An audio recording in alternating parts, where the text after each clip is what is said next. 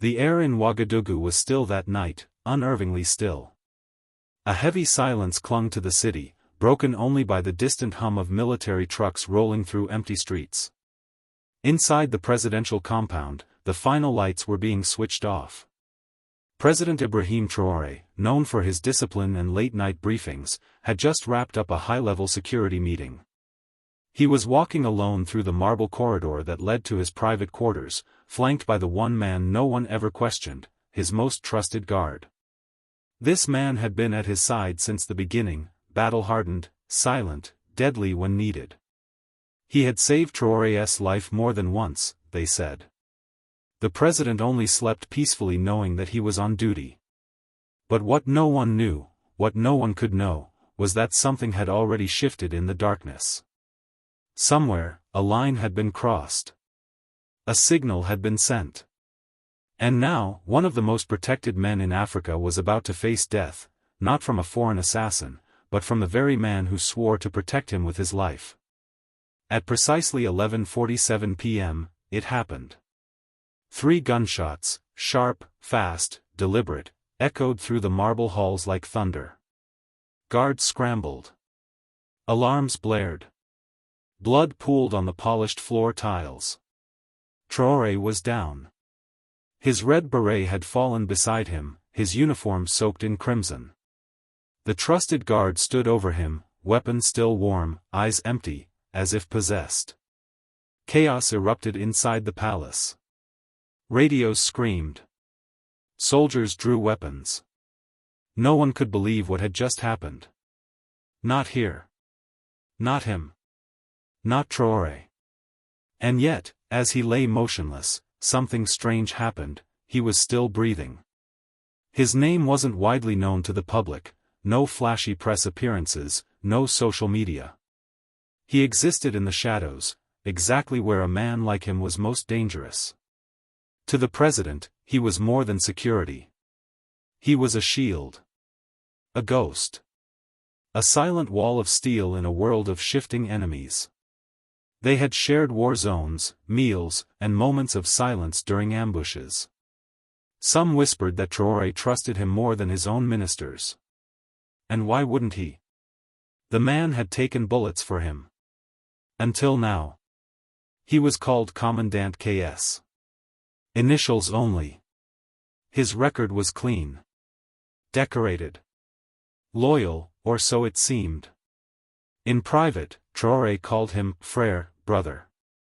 So how does a brother raise a gun to the man he swore to die for? The answer, it turns out, wasn't simple. In the days before the shooting, Commandant KS had started acting different. Quieter than usual. Distracted. He spent more time alone, avoided the usual evening debriefings, and stared into the distance when others laughed. Some noticed, but no one dared to ask. After all, this was Traoré's most trusted man. If anyone was above suspicion, it was him. But something had been happening in secret. Encrypted messages. Hidden calls. A meeting outside the city. Surveillance cameras later revealed a shadowy figure passing him a sealed envelope. Inside, unknown. What's clear now is that whatever was in that envelope changed everything. That night, as he walked behind Traoré, hand hovering near his holster, he wasn't protecting. He was preparing.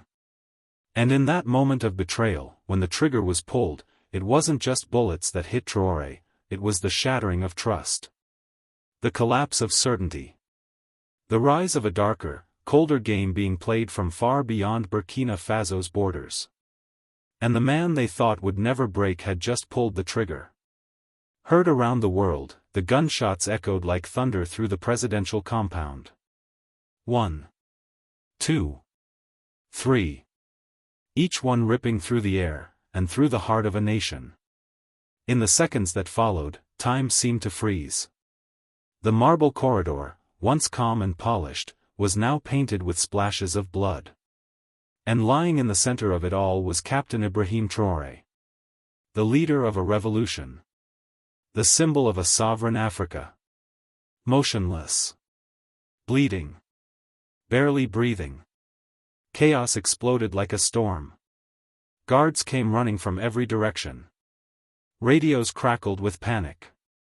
Security protocols kicked in. The palace, usually a fortress of control, became a war zone of confusion. Some dropped to the floor, thinking it was a foreign attack. Others yelled for medics. Orders clashed.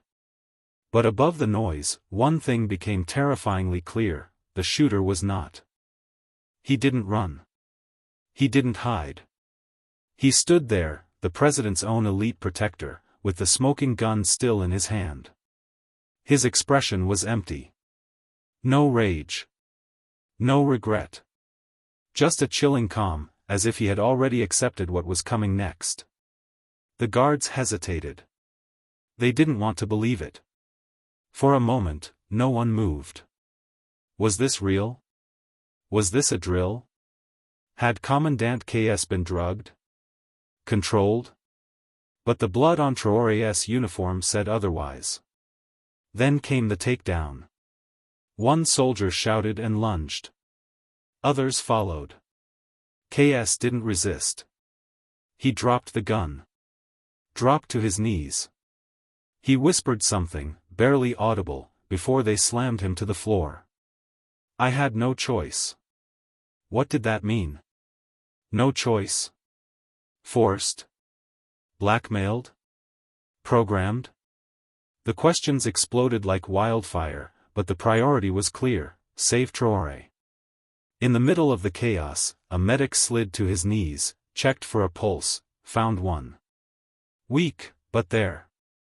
Against all odds, the man who took 3 bullets to the chest was still alive. But now, nothing was safe. Because if the president's most loyal man could betray him, who else had turned? The sirens were deafening. Red lights flashed through the stone corridors of the presidential palace as emergency protocols slammed into place. Within minutes, the compound, normally a controlled hub of order and precision, dissolved into a hive of fear, confusion, and instinct.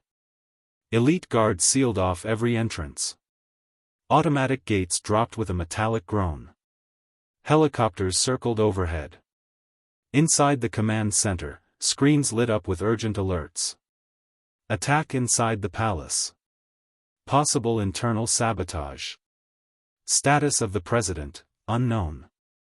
Nobody knew what had just happened, only that Traoré had been shot, and the shooter was one of their own. Commanders shouted conflicting orders. One squad was told to search for infiltrators. Another was ordered to evacuate the diplomatic wing. Rumors spread like wildfire. Some whispered that Traoré was already dead. Others insisted it was an attempted coup. Foreign embassies were calling. The international press was circling. The military high command had gone silent. The entire capital held its breath.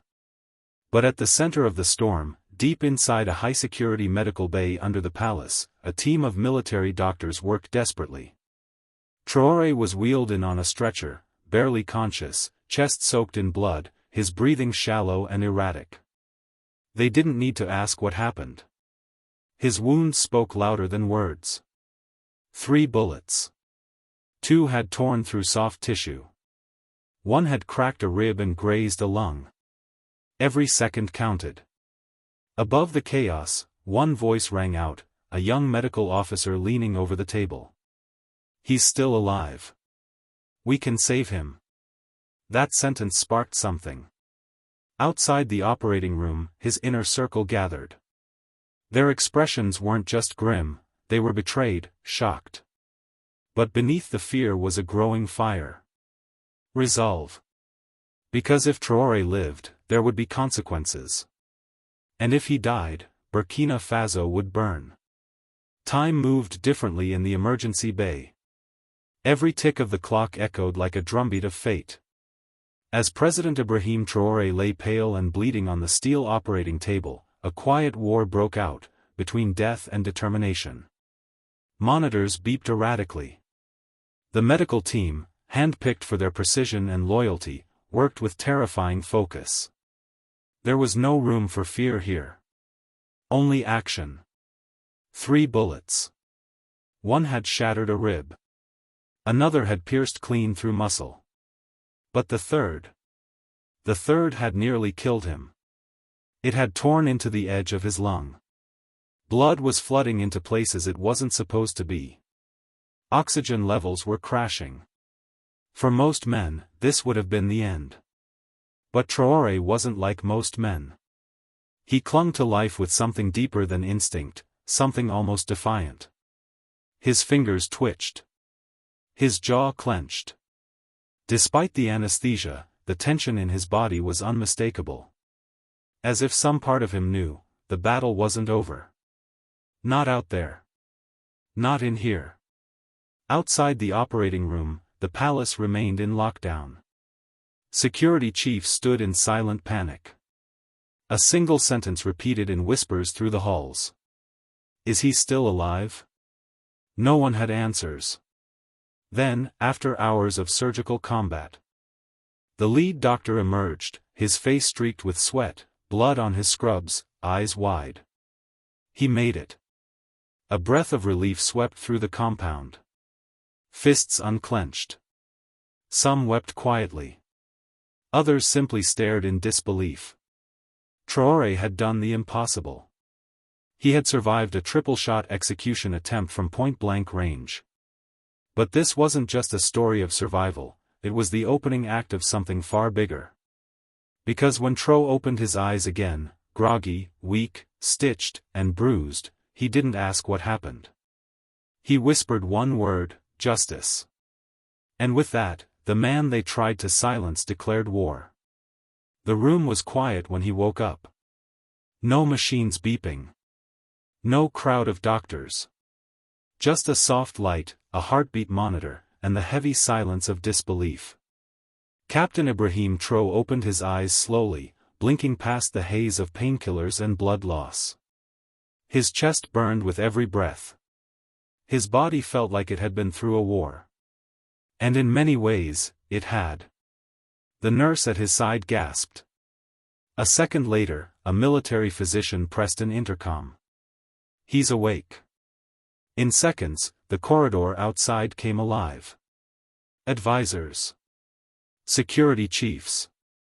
Ministers. All frozen in anticipation. The man they thought they'd lost was breathing. Conscious. Alive. But no one knew what to expect. Would he remember? Would he speak? Inside the room, a general stepped forward, hand trembling slightly as he leaned over Tro. Mr. President, do you know where you are? Tro didn't nod. He didn't cry. His eyes scanned the ceiling for a moment. Then slowly, painfully, he turned his head and whispered just one word. Justice. Not vengeance. Not anger. Not fear. Justice. That single word hit harder than any gunshot. It wasn't just a reaction, it was a decision. A direction. And for those who heard it, it sent a wave of electricity through the heart of the state. Because justice meant more than punishment. It meant investigation. Retaliation. Revelation. Tro wasn't just alive. He was ready to strike back. Immediately, the highest levels of Burkina Faso's security apparatus activated a classified protocol. Codename, Operation S-24. It was a blueprint designed for one unthinkable scenario, the betrayal of the inner circle. Files were unlocked. Phones traced. Surveillance footage dissected. In less than 12 hours, the palace became a command center. Not of defense, but of counterattack. And through it all, from his hospital bed, Tro remained silent. Watching. Waiting. Healing. But everyone knew, he wouldn't stay silent for long. The initial reports called it a betrayal. A rogue act. A tragic anomaly. But Captain Tro wasn't convinced. From his hospital bed, bruised and stitched, he reviewed footage frame by frame.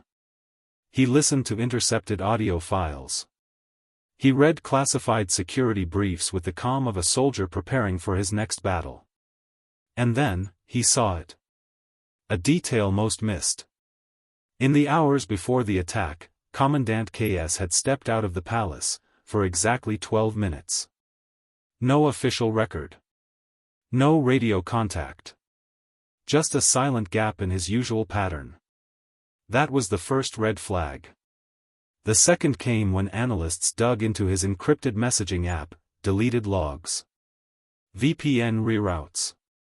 3 foreign numbers, unregistered, untraceable. The third was the payment. A sudden deposit into a distant cousin's overseas account, over $350,000. Transferred in crypto. This wasn't betrayal born of emotion. This was a contract. Traoré called in his intelligence chief. "Find the source," he said, voice raspy from surgery, but eyes sharp as ever. "And do it quietly." What followed was the most discreet and aggressive intelligence sweep in Burkina Faso's history. Surveillance drones were launched over diplomatic residences. Cyber units traced IPs through 3 continents. Agents were flown to Ghana, Mali, and Côte d'Ivoire under fake identities. Then came the discovery that changed everything. A secure satellite phone was found in the home of KS's cousin. Inside it, a message, scheduled to auto-delete in 72 hours. The message was simple. Target confirmed. Proceed. Funds secured. Priority, eliminate. It wasn't signed. But the number was linked, indirectly, to a known intelligence asset operating out of Abidjan. Now, it was undeniable. This wasn't an internal act of madness. It was an operation. Somewhere beyond the borders of Burkina Faso. Someone had given the order to kill Captain Ibrahim Traoré, and he was going to find out who. Traoré didn't make a public statement, no press conference, no televised address. Instead, the president, still recovering from 3 bullets to the chest, sat upright in a private military room, eyes locked on a digital map of West Africa. Red dots marked phone pings, encrypted transfers, and quiet alliances. To the outside world, he was resting. But behind those guarded walls, he was plotting the counterstrike. Only 6 people were in that room: his most trusted intelligence chief, his defense minister, 2 cyber ops specialists, a former mercenary turned double agent, and Traoré. His words were cold, calm, calculated. No noise. No press. No panic. We take them before they take the country. And so began Operation Vortex, an off-the-books retaliation plan designed to dismantle the network behind his attempted assassination, piece by piece. In the dead of night, elite commandos slipped across the border into northern Côte d'Ivoire under civilian cover. At the same time, drones equipped with signal interceptors circled key targets across Ghana and Togo. Unmarked trucks rolled out from a military depot in eastern Burkina, loaded with surveillance gear and mobile black sites. Inside Ouagadougou, civilians saw nothing but calm. But underground, files were being decrypted, names sorted, collaborators flagged. One name kept appearing: a politician. He had fled Burkina months ago, claimed exile, but intel now placed him in a private estate just outside Abidjan, guarded by a small militia and receiving frequent calls from a European number tied to an embassy. Traoré narrowed his eyes. He didn't want a message sent, he wanted a lesson delivered. Within 48 hours, the estate went dark. Communications cut. Guards vanished. No explosions.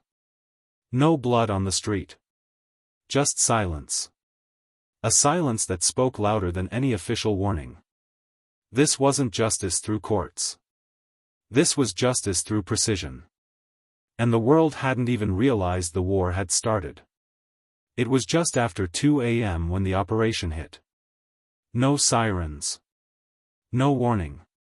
Just a quiet breach and the hum of a blacked-out convoy rolling through the eastern edge of Abidjan.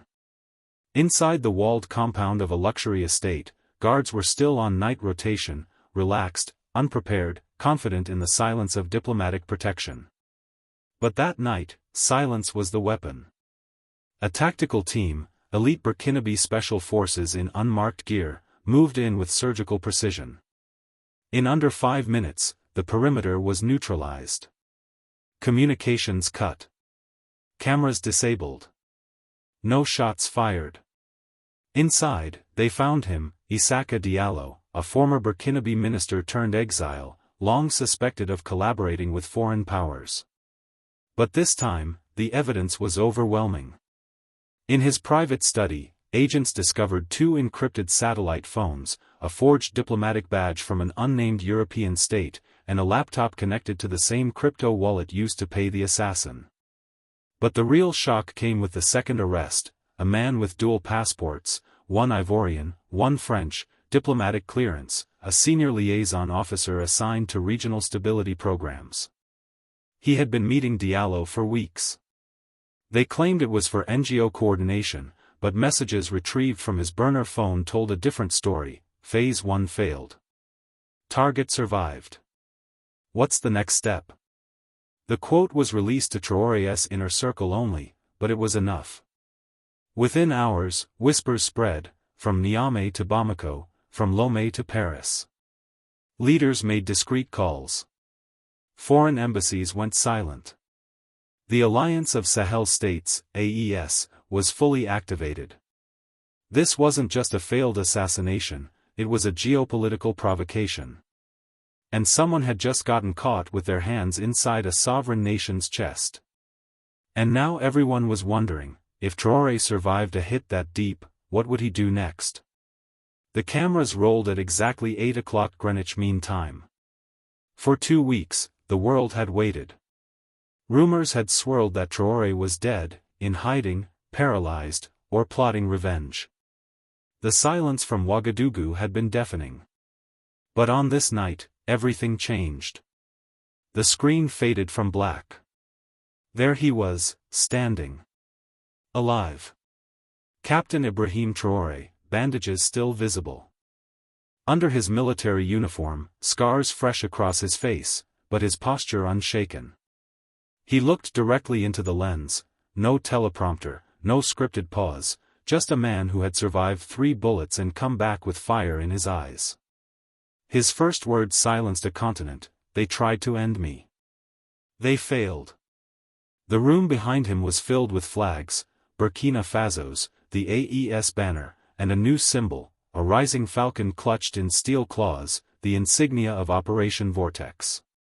Every detail was deliberate, every word calculated for impact. He didn't name names, not directly, but the message was clear: we have identified those responsible. Some wore uniforms, others wore suits. Some hid behind embassies, others behind fake causes. But they will all face justice, in this life or the next. The speech wasn't just for Burkina Faso.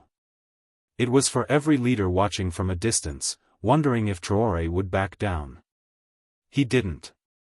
To those who planned this attack, understand this: I am still here. And now, I'm not just fighting for my life. I'm fighting for the future of this continent.